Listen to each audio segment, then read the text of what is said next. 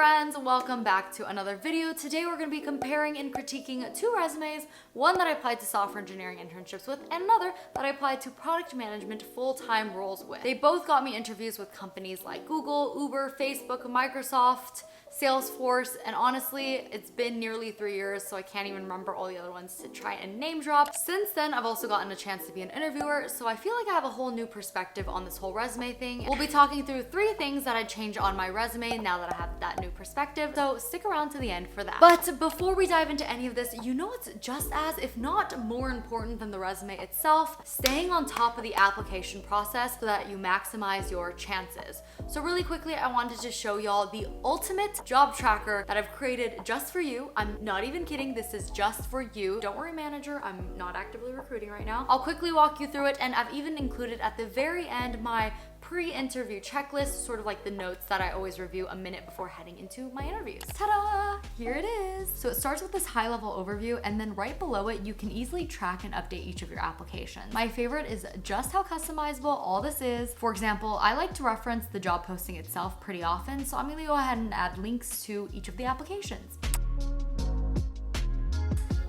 Just like that, now this tracker literally has everything I personally want to know. If you're not already impressed by the beauty and simplicity of this doc, let me remind you of this sad spreadsheet that I used to track my recruiting in college. Night and day, people, night and day. And it doesn't stop there, it also comes with a calendar where you can either manually add to it or just plug in Google Calendar. And I don't know about you, but I am a huge interview note taker. And in the past, I had a rough time organizing all those notes by dates, companies, who I spoke to. But behold, you can track all your interviews and notes all in this doc as well, and in a way that's clear and straightforward.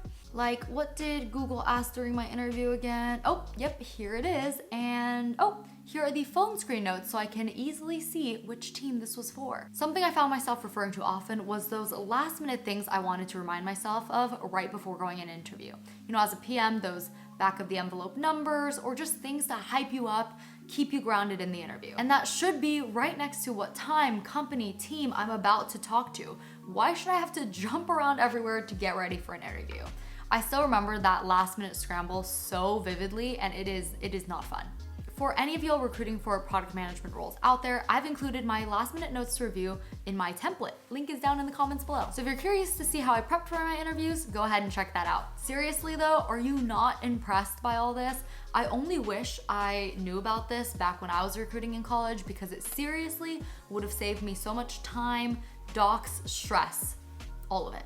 Now, the resumes. Let's start with the general structure. I typically see either 3 or 4 sections, depending on how much professional experience you have. If you don't have tons of experience to fill out the space, which I imagine most college students don't, I'd recommend adding a section for projects. Okay, now what you've all been waiting for, let's get into the resumes section by section, starting with 1. Education. So pretty straightforward. You can see for my SWE one, I highlighted my CS GPA. The other one I highlighted overall. Just calculate your major versus overall GPA and then pick whichever is higher. Now classes. I really only see this nowadays on undergrad student resumes, probably to fill up the white space, but I highlighted the more technical classes for SWE and then tried to pull in more the businessy classes for PM.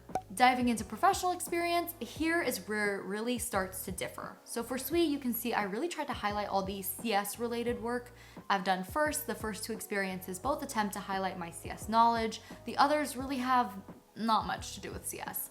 Even in the experience itself, I prioritized CS related things first. Like in my Kaiser internship, I called out in the first bullet how and what I did using Python, and the second and third bullets are more about the data analysis and business heavy things that I did. Compare that order to what I have over on the PM resume. I highlighted my most recent PM internship and bumped up my experience in leadership positions at a management program on campus. I really tried to use words that emphasize the impact I had.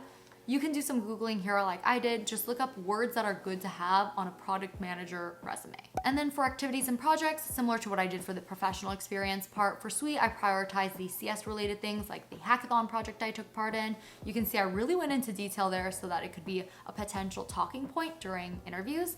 Whereas in the PM resume, I cut that down to just 1 quick bullet and focused instead on giving more space to detail my involvement with Girls Who Code, where I was doing less coding, but more coordination type activities activities that I felt would be helpful for a PM role. And lastly, skills and interests. Yeah, honestly, this was all just fun for me. In hindsight, I probably would have taken out things like Microsoft Office, Google Suite products. I think I was really just trying to fill the white space here, but they're really not too different between Suite and PM, because at the end of the day, whatever skills and whatever interests you have, just list them. I personally really don't look too much into the skills and interests when I'm reviewing resumes. Maybe I'll look at the interests just to see what we might have in common. And that's the resumes. So what would I change about them knowing what I know now? Coda is the all-in-one doc that can do everything. All your valuable data, plans, objectives, and strategies live in one place, and they're all connected. So an update in one place syncs everywhere. My favorite part about Coda, never having to start from scratch. Everything from Coda works out of the box, like their templates, for example, and they're even customizable. This job search template was actually built off of another that I found in their extensive template library. Now, having seen other PM resumes from the point of view of an interviewer, here are 3 things that I would change to make my resume a bit more competitive alongside the other candidates I've seen. First is to emphasize more on impact, using a template like this. Accomplished X as measured by Y by doing Z. It was popularized by Google recruiters, so I imagine this really helps during the resume screening too. Number 2, do and talk more about passion projects. Being early in career, a lot of the professional experience that I listed on my resume were actually from college consulting club projects that weren't directly related to the role I was actually applying for, but I just needed to fill the white space. Especially if you want to go into projects or work in a specific field like machine learning or artificial intelligence, it's best to have side projects that reflect that interest. Number 3, remove direct course names.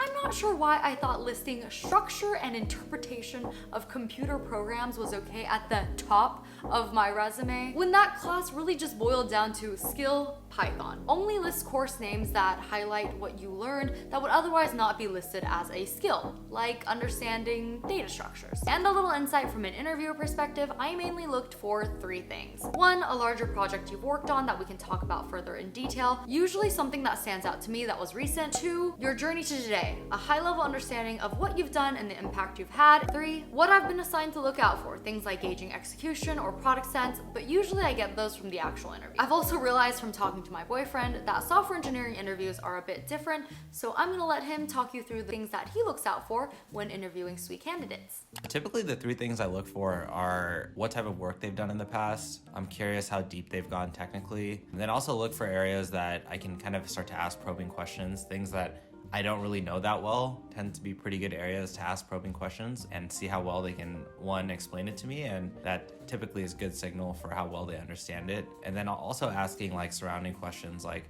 why did you build this? How does this work? Etc. And that's everything. I really hope this helps. Please feel free to leave any questions or additional advice down in the comments below. Oh, and like this video if you enjoyed it and it was helpful. And subscribe if you'd like to. You can also catch me more frequently over on TikTok and Instagram. Both are at Evelyn Shares. I tend to post there, I wanna say daily, definitely Instagram stories. I love posting on my stories and chatting with y'all there. Or get my unfiltered thoughts over on Twitter at PRDMGR_thoughts, product manager thoughts.